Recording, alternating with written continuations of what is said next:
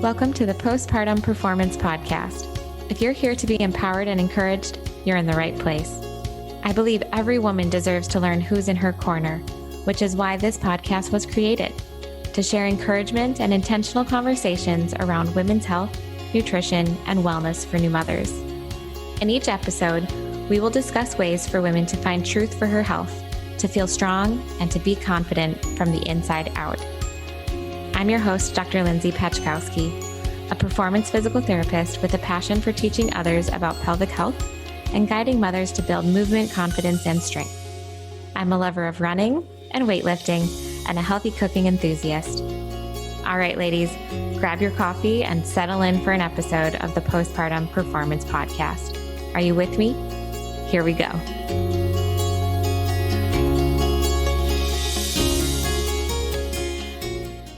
All right, Kate, welcome to the Postpartum Performance Podcast. I'm so excited to have you on.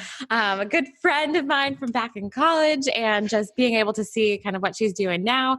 So fun to reconnect. So welcome to the podcast. Thank you. I'm excited to be here. Yeah. So we'll get started with, I would just love for you to share a little bit more about yourself personally and professionally on kind of where you're at now and the journey that you've taken. And go ahead and share what you want. Share away. Yeah. Well, I'm Kate Peterson. I am a registered dietitian. And honestly, when people say like your life passion, like your whatever that quote is, you don't ever have to work a day in your life. I truly feel that way about nutrition and health. And I just love anything nutrition related. I know that's kind of nerdy, but it's kind of always been a part of me. I was a swimmer my whole life. My family is very athletic. And it's just something that my parents always made important for us was healthy eating and eating to fuel your body and feeling good. And I think that just kind of carried with me into my career. So this is a second degree for me. I went back to school a few years ago and became a dietitian, and now I have my own business and I love every second of it. Oh, it's so awesome. So awesome. So because I think as a registered dietitian, there's a lot of things that you can do with that and what that looks like and what people have thought of what a registered dietitian does. But I think your approach is a little bit different. So we'll kind of jump into that. I think if there's kind of some different approaches that you have and what you like to do with the clients that you work with. Yeah. So for me, it's all about balance and simplicity. Honestly, those are probably the two words that describe me and my approach to nutrition and my approach with clients. There's so much noise out there around nutrition. There's so many diets, so many fad diets. And at the end of the day, do those work? Probably not. Otherwise, we wouldn't have a new fad diet every year. I see so many people that come to me that are so burnt out and frustrated, and just, it's that comparison game. Well, she's doing it, so should I be doing it? It should not be that hard. Our life should not be revolving around these decisions that are so hard around food. So that's really what I aim to do, is take a simple, balanced approach, no calorie counting, no fad dieting, all foods fit. I consider myself the term non-diet dietitian. So if you come to me, I'm never going to tell you like, hey, Lindsay, carbs are off the table. I just truly feel that there is a place for everything. So that's really fun to work with clients to build that relationship around food and kind of kick those rules out the window.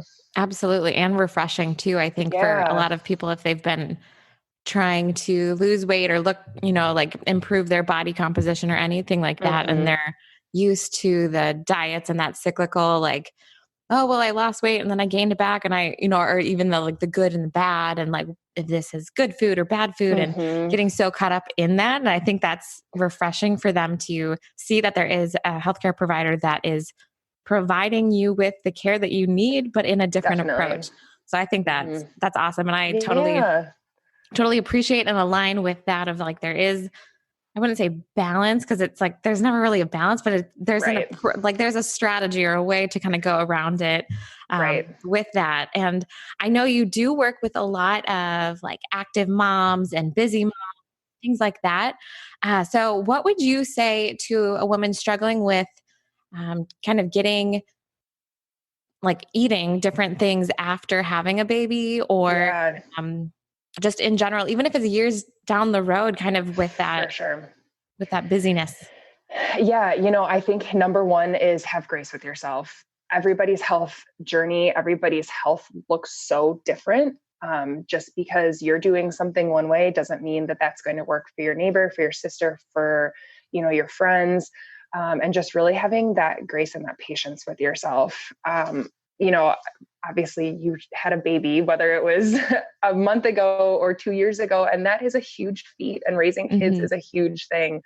And when I'm working with these moms or women or anybody, really the thing is kind of finding that confidence. So finding that confidence in your health decision or your food choices, but then ultimately that makes you confident in yourself. I mentioned before, that kind of comparison game. This is something that I see a lot, especially with new moms. Like, oh, well, her body bounced back so fast, or she lost this weight so fast, or why don't I look like that? Or should I be cutting out carbs because she did that and she looks great? Again, your journey is completely different than anybody else's journey, and finding that balance for you and what's healthy for you is really the most important thing.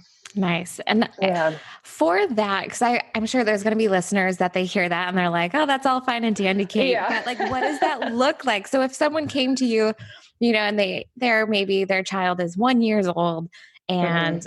they're, like, okay, I'm just weaning off of breastfeeding and what can I do? Because again, they're doing kind of that comparison or like what's maybe like one or two strategies that you would say like where to start with that, Yeah. whether that's food, mindset, body positivity, any of those hmm things. Um, Number one thing I would say is putting away the scale, throwing the scale away, getting rid of the scale. That is such that messes with your mind when you see that number, positive or negative, that can totally change the way you feel about yourself and the way you conduct yourself over the day. So I would say that would be my number one thing. There's so many other ways that we can measure progress and all of that success with healthy eating and all of that don't involve the scale. So that's my number one. Number two is finding that balance. So with my clients, I use something that I call the Core 4 method. This is something that I've kind of branded as part of my practice. And this is really the reason that we don't need any dieting. There are no food rules, all foods fit, because my Core 4 method basically teaches you how to build a healthy plate. So we're looking at half your plate of fruits and veggies, each meal including some kind of protein, some kind of healthy fat, and some kind of whole grain. We know that those four things, it's as simple as that. Those four things really build that balance. They satisfy you, they fuel you. And when you're eating that way, you don't really need to worry about counting calories and all of that. So that's something that I work with. I would say 95% of my time with clients is working on finding that balance through the Core 4 method. Awesome. And for the core four method with that, do you talk about like portion things or is that more like depending on more of that intuitive eating, kind of where do you fall? And I know it's probably person dependent a little bit on where they're hmm coming from. But anything that specifically for the core four that's, this much of this or trying to have more or Yeah. less of that. So that's the thing that I really like about using this Core 4 is that it sort of naturally portion controls you. So if you look at my social media or if you are a client of mine, I send you kind of my image of the Core 4. But basically what it is, it looks at a plate. And I always recommend to use a salad size plate. Our dinner plates are huge in the US. They're like 9 or 10 inches. That's a lot of food you can put on that plate. Hmm. So using more of a salad sized plate really naturally kind of portion controls. But then when you're using this Core 4 method of half your plate fruits and veggies, that naturally kind of, again, portion controls the rest of your plate. Half of your plate fruits and veggies, we know right off the bat, fruits and veggies are so, so good for us. They're nutrient dense. They give us those vitamins and minerals that we need. But also for the woman that's looking at maybe, weight maintenance or even a little bit of weight loss, we know that those fruits and veggies aren't going to bomb your day out with calories. They're not loaded with fat. They're not loaded with calories. And they're just so good for you. So Then when you kind of look at the other side of your plate, maybe a fourth of your plate is some kind of protein, a fourth of your plate is some kind of whole grain, and then incorporating some kind of healthy fat within there, using those portions on the plate sort of naturally portion controls. Some of my clients need a little extra help with that portion controlling, and we can use techniques like, using your hand for portion sizing. I'm sure we've all seen that in health class. But for the most part, sticking to that plate and sticking to those kind of fractions on that plate is really as simple as it needs to be. Nice. Now, I know eating out or going to restaurants can be challenging, let alone what we serve in our own homes. And I know it's a little off right now with the stuff going on with the pandemic. A little bit of eating out is not as frequent. But what strategies or what things would you tell someone that either they like to eat out or order out a lot or go to the restaurants, or what's some good kind of tangible, actionable things that you can do at the restaurants? Yeah, good question. So first of all, using the 4-4 method. That's one thing that I love about that is it's completely relatable to whether you're cooking for yourself or you're going out to eat. But then from there, anytime you can swap in any kind of fruits or veggies. So, maybe choosing some kind of veggie side rather than the fries, or a fruit or a salad instead of some other, junky side. Really finding ways to sneak those fruits and veggies in whenever possible is probably the best thing you can do when eating out. Also looking at the way the food is prepared. So choosing things that are like baked or grilled rather than fried, deep fried, trying to avoid those words smothered. Yeah, as good as that can be, the state fair smothered fried food, those obviously add a lot of fat and calories and can really kind of pack into your day. So those are kind of the two big ones that I would say. Absolutely. I think having the courage to ask, I think asking the waiter or like, oh, can I get the dressing on the side, or do you have a different type of thing? Because I think we look at a menu and sometimes we get stuck in the confines of what's written on the menu. And then you realize oh, I don't have to order exactly what's on this menu. My husband and I, sometimes we've gone and we've just ordered stuff from the sides, getting a whole bunch of the grilled veggies and some of those things, because we know we want veggies. We don't want some of the other, fries or the other carb, heavy things, or some of the things that just have more richness to them. Yep. Where we might be able to have one serving of that, but we don't need half the plate of those buttery garlic mashed potatoes or something as good like as that. They are. Right. Yeah. So that's, I think, just being creative with the menus. Yeah. And, I actually was a server in a restaurant through dietetic school. And I can tell you from the perspective of a server and as a dietitian, that is a great suggestion. The worst thing they're going to tell you is, no, Lindsay, I can't do that. Well, they're not going to use your name because they won't know your name. The worst, unless you go to the restaurant that often. Right. Unless you are a regular. Yeah. The worst thing they're going to say is, no, I can't do that. But it's definitely worth asking. Another thing you can ask too is if you are looking for those more rich dishes, or kind of those dishes that maybe we would consider not as healthy, ask your server to just package up half of that food or that meal before it even comes to you. We are in such this mindset of seeing this food and thinking, well, I have to eat all of it right now. But no, you don't. Actually, if you take that home, that's a meal that you don't have to cook later. We're always looking for hacks to not have to cook. That's a perfect one. Yeah.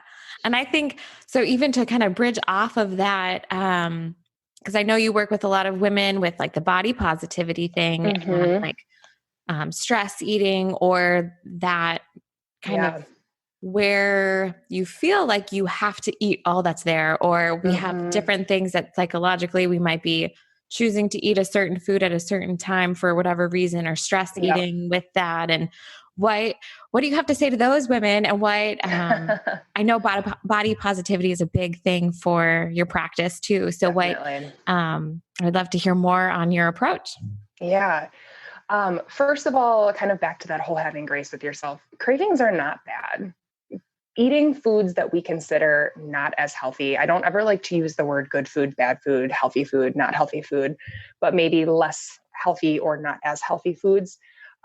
craving those foods or wanting to eat those foods or even eating those foods is not bad. And I never, ever want anybody to think that because you ate those foods, you're bad or you went off the rails or whatever. But learning to manage that is really important, kind of like you said. So I've been hearing this a lot now that everybody has been home quite a bit, is the stress eating, and you're home all the time, you're running to the kitchen.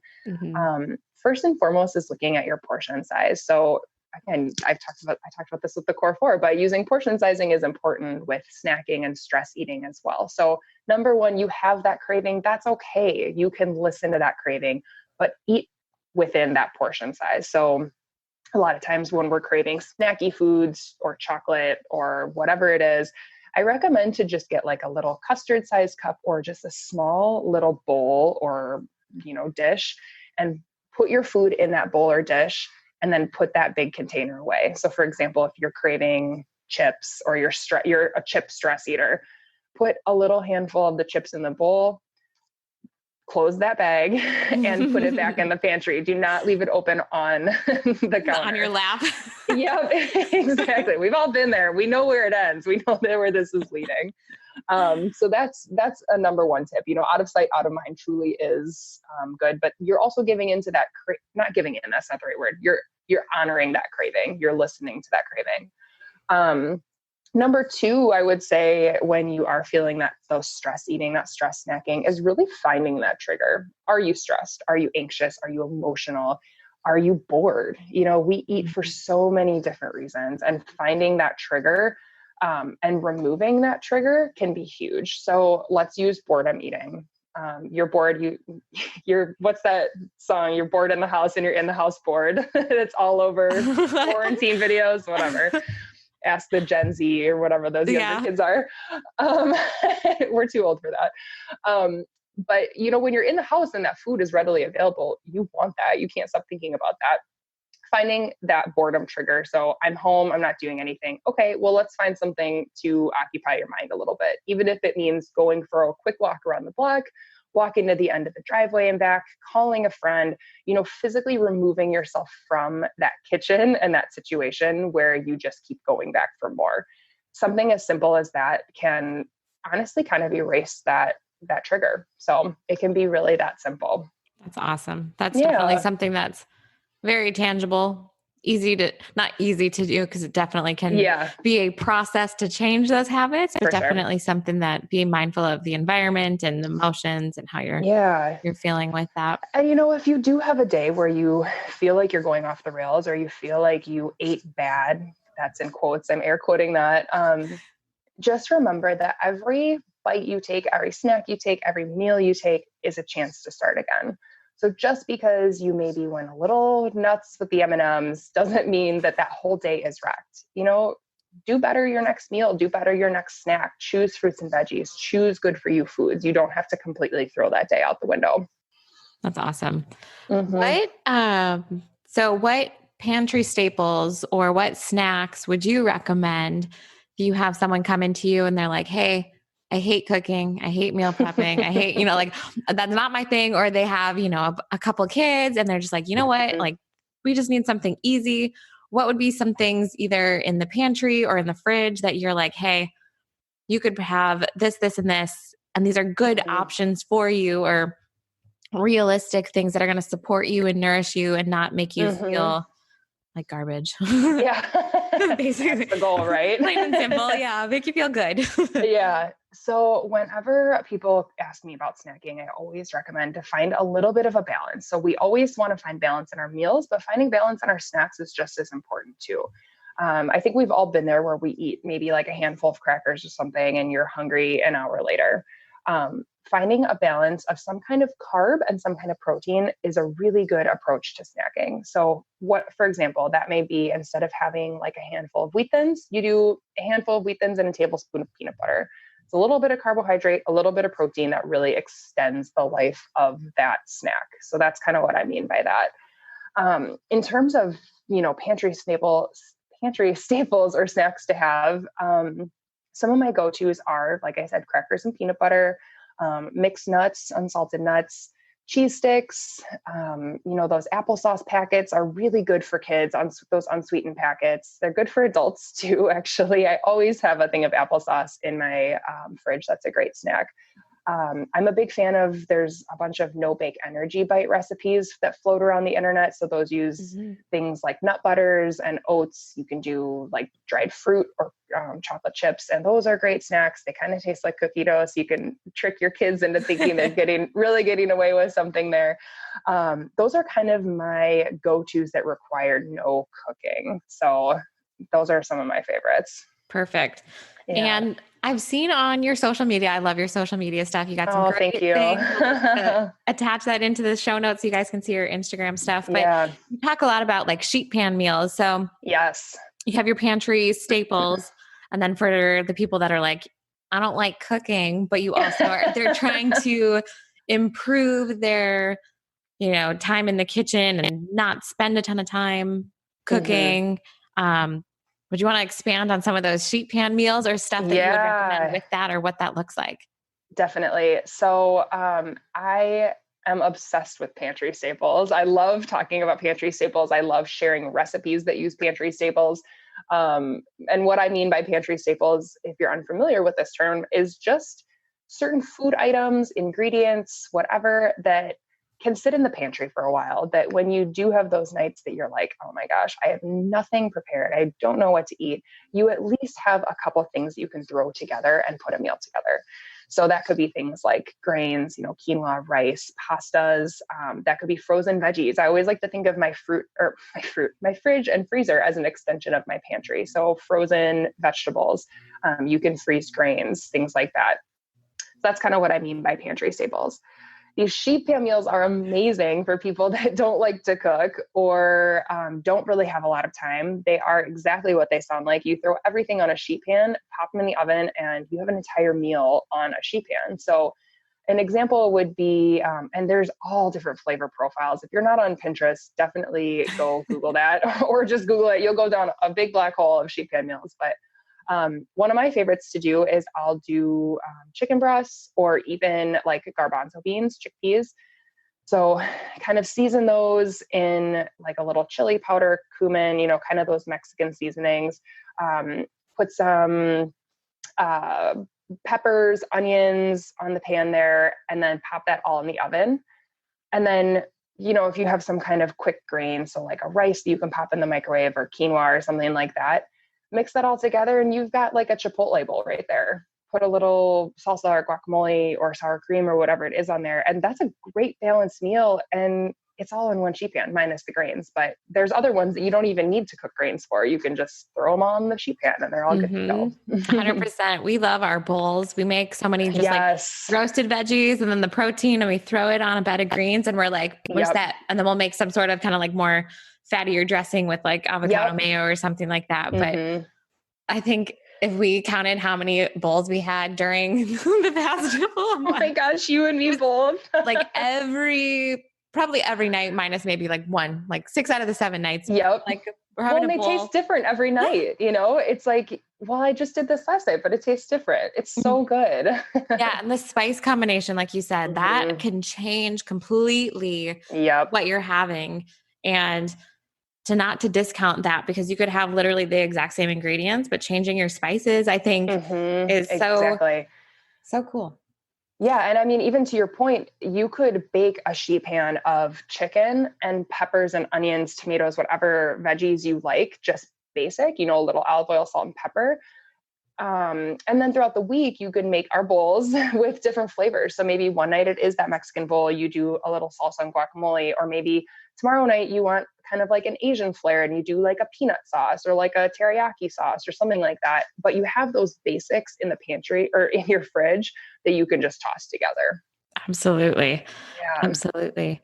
I did want to ask you, so a little bit more on your background because you went also for public health, correct? Yeah, so you have your master's in public health and then also with your registered dietitian. How have you seen those kind of combine, or if there's anything that you've noticed from both of those in your business? Because you started the business also during some of the quarantine stuff, I believe, was Yeah, some of the launching, correct? Yep. Okay. I officially soft launched actually about a year ago, which is cool. But I would say that, I mean, I was kind of getting my feet wet in dietetics and all of that. I would say I really kind of put the pedal to the metal in quarantine, definitely.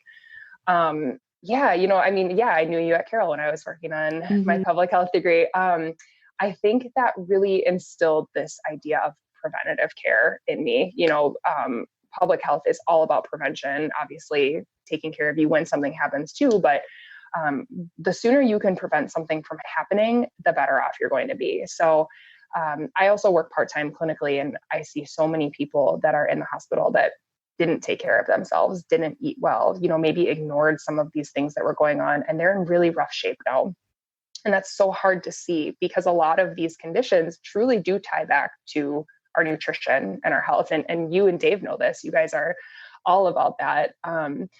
And when you really take a preventative approach to your nutrition, especially when you have kids in the house and you have a family and you help build those skills and those good nutritional habits as kids or as teenagers, that is invaluable in growing up healthy. Like I said, so many issues in our society stem directly back to poor nutrition.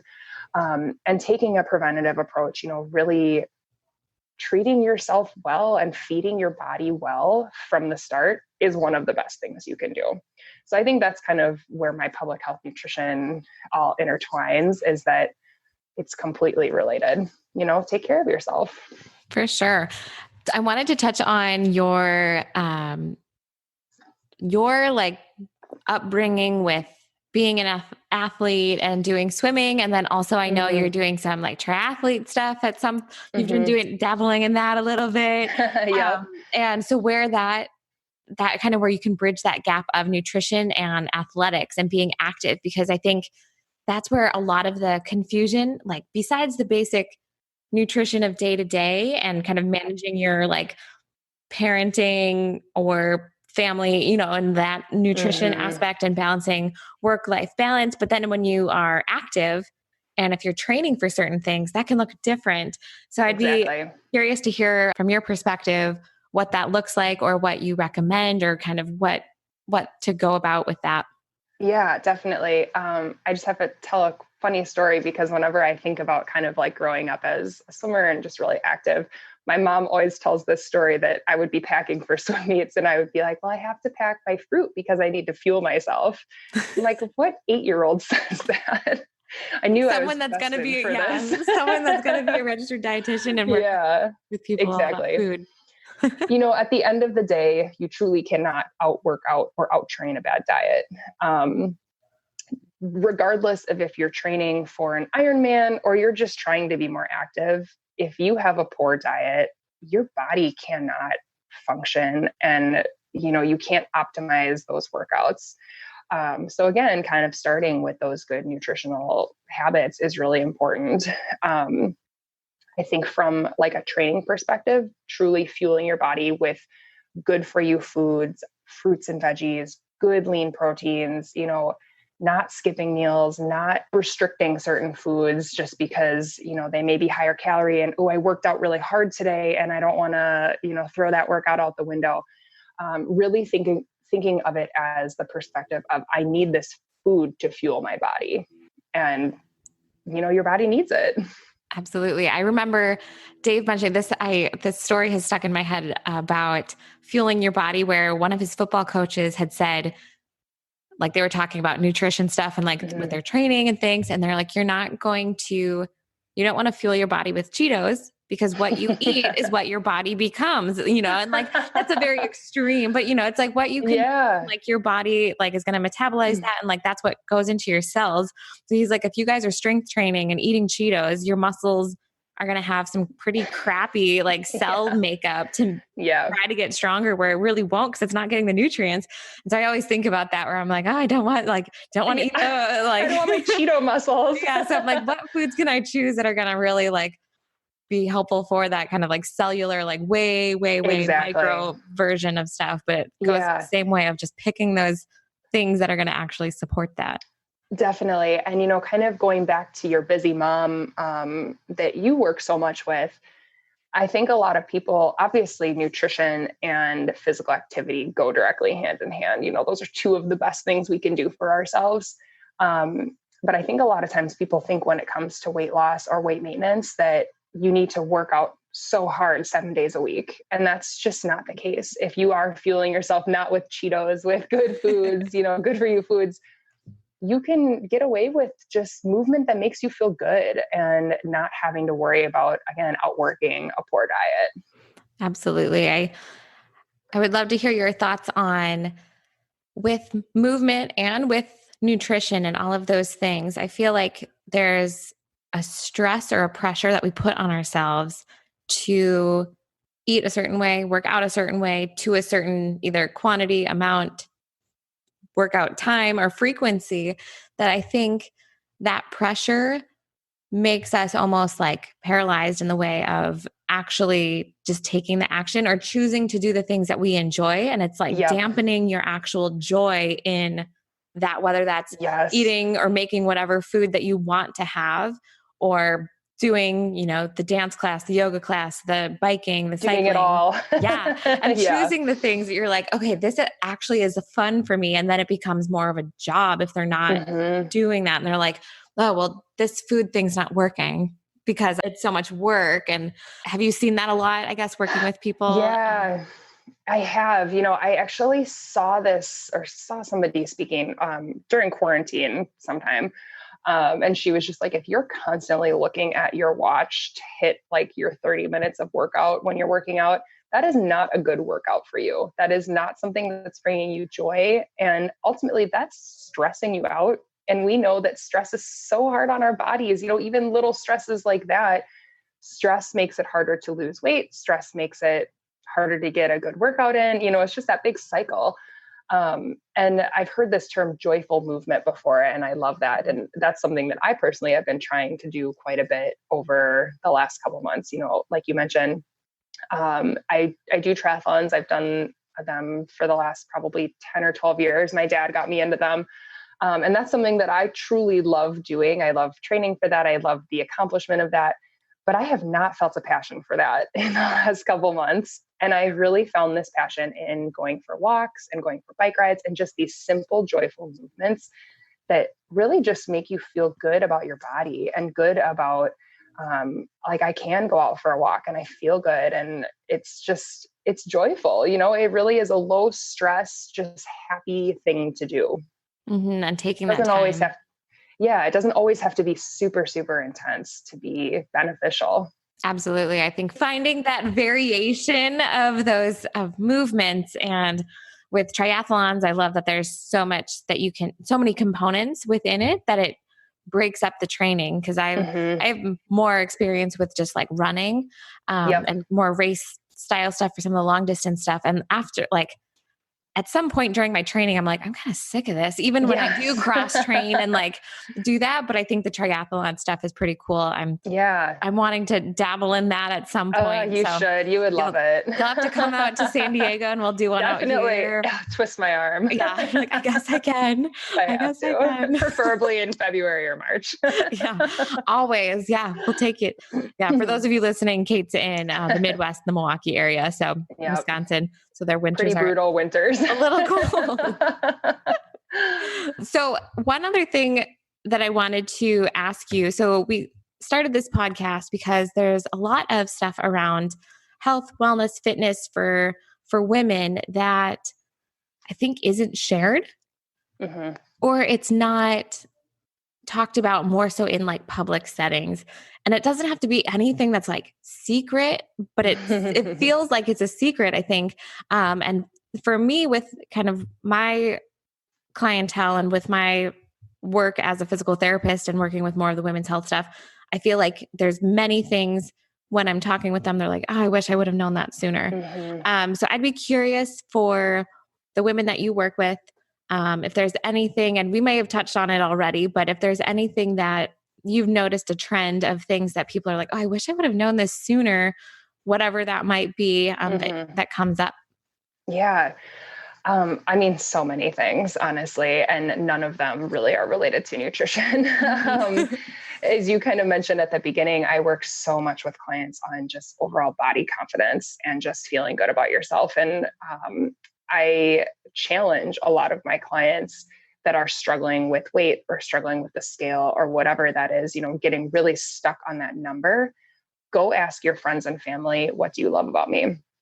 I like that. And they're never going to say your pant size or, So the size of your shirt. Yeah.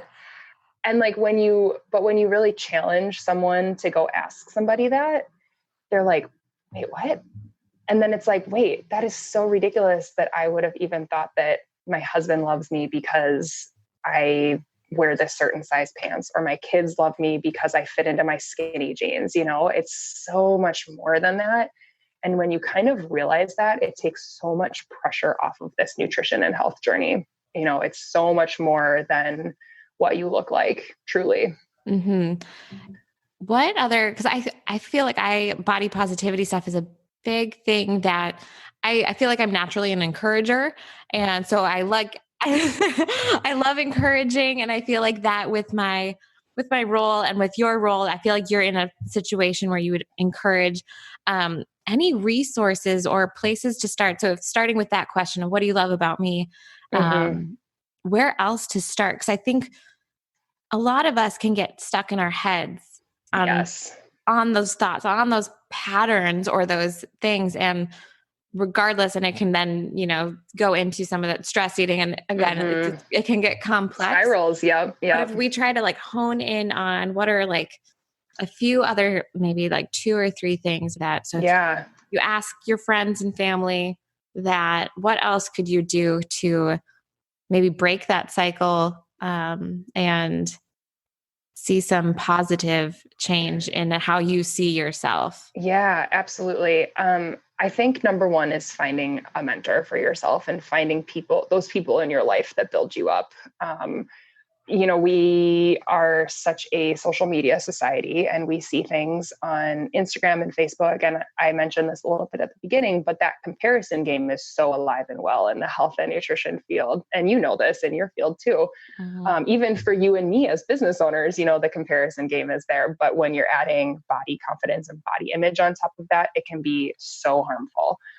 So finding those people around you that build you up, that love you for you and not the size of your pants.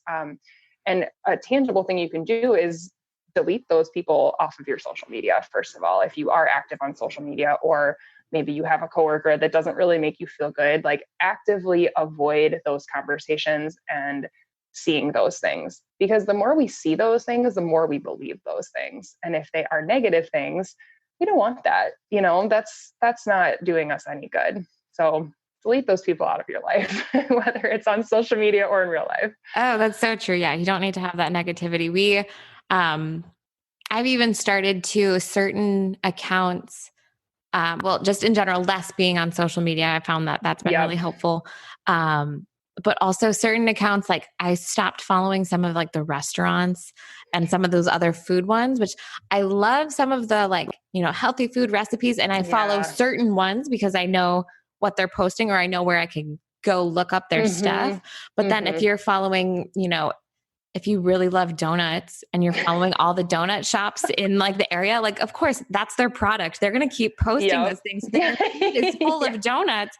So then you wonder why you're remove that trigger. Crazy. Yeah. You're I wonder why I have this craving for donuts. So that was even something that I found with what am I putting in my space? What am I, it's and space, and also virtual space, because again, we're in our phones, on our computers so much. And with all of that, artificial intelligence stuff, it knows. So if you you think about it, it's going to see it. Yeah, exactly. So being able to think about those things and remove the stuff that's not going to be serving you, or if it's triggering you, like you were saying, whatever those things are. And I think the tough love with yourself, having the grace, but the tough love of acknowledging those things too. Because if you realize oh, it's every time I'm, sitting on the couch, I'm grabbing for those things. but you Exactly. know that it's happening every time. It's like that tough love of like, okay, I can only give Why am myself, I doing this? yeah, like Yeah. what is going on, and having that tough love of Hmm. like, okay, something needs to change if I want to see a change in this habit Yes. or in my Yep. nutrition. Yes. Yes, I know. It's a whole thing. It's hard out there, ladies. We got this.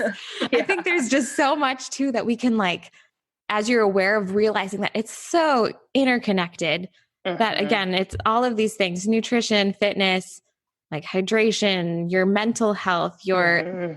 self-talk, and how your relationships are. Like it really does affect everything. And I just love that your approach with like the body positivity and just having the building confidence in that, Hmm. because we kind of say that a lot. We're talking about being strong and living confidently, and you're talking about living confident and having confidence with your food choices and all of that. And I Right. just love that, because it comes down to, if you're confident in those choices, that's really where you can be more positive. Exactly. It affects everything. It does.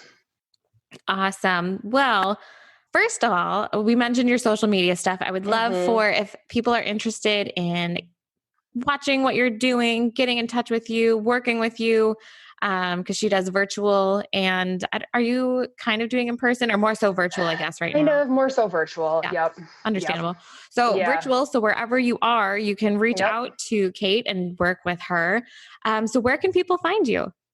Yeah, so you can find me on Facebook at Kate Peterson Nutrition. And actually, on Facebook, I have a free Facebook group. It's a private group that I do go lives in there. I talk about, hot topics of the week. I do recipe demos. I share recipes. That's kind of starting to be sort of my go-to space right there. So you can find that off of my business page, Kate Peterson Nutrition. Otherwise, I'm also on Instagram, Kate Peterson Nutrition as well.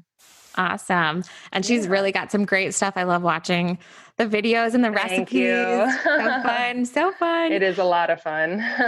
Perfect. So I'll include that in the show notes. But final question, and I've been asking this for all of the guests on this show. So you are at, this is hypothetical, I guess, but you're at a coffee shop, your favorite coffee shop. What do you have, a favorite coffee shop? Yes, I do. Which one? It's called Mama D's. It's in Oh, I love Arkansas. Mama D's. Oh, it's It the was still best. there when I was at school. Yes. It's adorable. I love it. The one on It's the corner. adorable. Yep. Yeah. It's so Yeah. cute. It's Yeah. a It's so cute. It's like good choice. teensy tiny, but Yes. it's cute. Yeah. Yes. All right. So, Kate, you're leaving Mama D's, and there's a woman that's a new mother. So she's, pushing her little stroller with her child. And she's like, "Hey, Kate, I want to ask you some advice. I'm struggling with staying healthy and finding a new routine as a mother. What advice would you have?" And you have a minute, because you have to go off to a triathlon training event. So you only have a minute, but you really want to share some good With my wisdom with coffee. her. I'm just going to be Yeah. drinking coffee on my bike. Be tricky. Yeah. A little messy. Um, Honestly, it kind of comes back to what we talked about at the beginning, is that your health journey is truly yours. And actually, Lindsay and I worked together at college, and one of our managers told me this one time. I was talking to her about leaving a job at a place that a lot of people were trying to get into, and I was trying to get out of. And I was like, people are telling me, like, why are you trying to leave there? Why are you trying to do this? But I'm not happy, and this is not something that's good for me. And she was just like, you know what, Kate, a lot of people will see this castle up on the hill. And in the health and nutrition field, maybe the castle up on the hill is a perfect body or happiness or whatever that looks like. And that's all you see, is you see that beautiful castle up there. And you're like, I need to get in there. But once you're inside, those walls look very different once you're inside those walls. And I was like, oh my gosh, that is like so applicable to so many things in my life. And I truly think about that probably weekly. It may look bright and shiny and beautiful on the outside, but you don't really know the inner workings of that person on the keto diet, or that person that looks really great 3 months after having a baby. Maybe she's really not happy, or maybe she's not really eating very well and fueling her body. You don't know the inner workings of this. So trying not to take things at face value and realizing that, your journey is truly personal, and just because it's working for her or him or whatever doesn't necessarily mean that that's good or will work for you. Oh, that is such good advice. Yeah. It's the journey, not about getting into that castle. Oh my gosh. Yeah. Oh, that was so good. I love that. Yeah. Whew. If I was that mom, I'd be like, all right. Yeah, I'm going triathlon training with you. Exactly. Oh, so awesome. So many good things that we talked about today. And I'm just excited for everyone that's going to be listening in on this. Yeah, me too. A lot of things to take away from. But again, if you guys want to reach out to Kate, she's Kate Peterson, Nutrition on Instagram and at Facebook, and get in her group page because you'll find some awesome, probably sheet pan recipes and some good core 4 stuff, and just so much information and just positivity and something refreshing. And we all need a little bit more of that, especially in kind of that nutrition health. We do. So thank you again so much, Kate, for Thank you, Lindsay. And I'll talk to you soon, okay? Yeah, sounds good. Thank you. You're welcome. Thanks so much for listening to this episode of the Postpartum Performance Podcast. I appreciate you taking the time to listen, learn, and grow. If this is your first time tuning in, thank you so much for being here. The aim of this podcast is to provide oodles of the best possible content to help empower women, eliminate the phrase, "I wish I would have known sooner" around pelvic health, and to encourage personal growth through the postpartum journey to becoming the best version of yourself. If you enjoyed the show and found the content helpful, please remember to subscribe to the podcast and leave a 5-star review. These subscriptions and reviews help other mothers discover the podcast. If you're a regular listener, thank you. I encourage you to tell a friend about us or post on social media sharing your favorite part for today's show. If you're looking for more content like this, please follow me on Instagram at Postpartum Performance. Remember, mothers, if you're seeking to live life strong, I'm here with you in your corner. Continue to be brave, stay strong, and live confidently.